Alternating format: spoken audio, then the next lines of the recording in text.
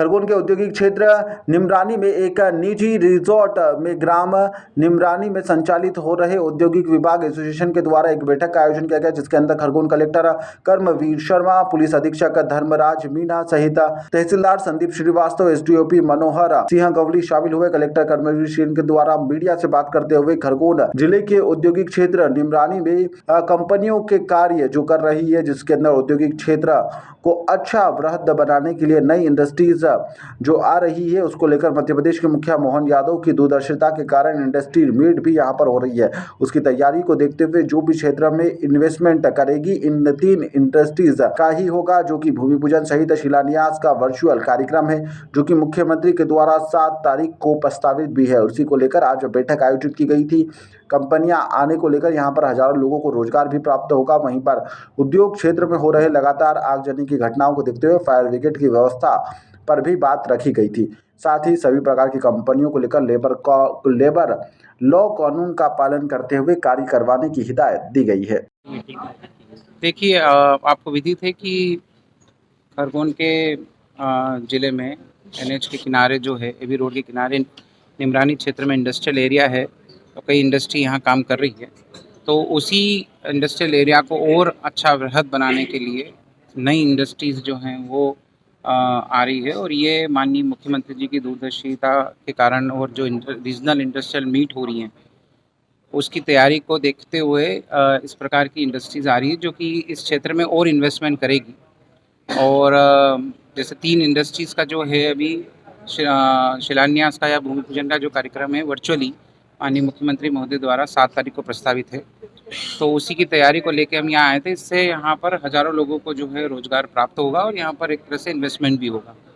तो इन्वेस्टर्स मध्य प्रदेश में आएँ, उनको अच्छा माहौल मिले और हमारे लोकल लोग हैं वहाँ पर इन्वेस्टमेंट हो, तो यहाँ पर लोकल रोज़गार बढ़ते हैं। जो एक इंडस्ट्री आती है तो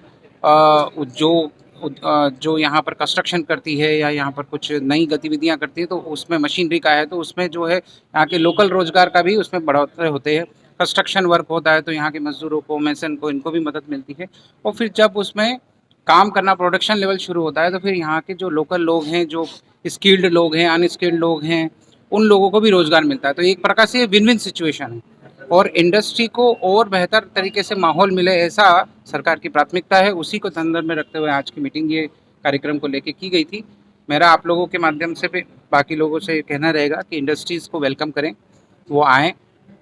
इंडस्ट्री के आने से कहीं पे भी यदि किसी भी देश में यदि प्रोग्रेस आई है या वो राष्ट्र विकसित हुआ है, तो उसमें इंडस्ट्री का बहुत बड़ा योगदान रहा है।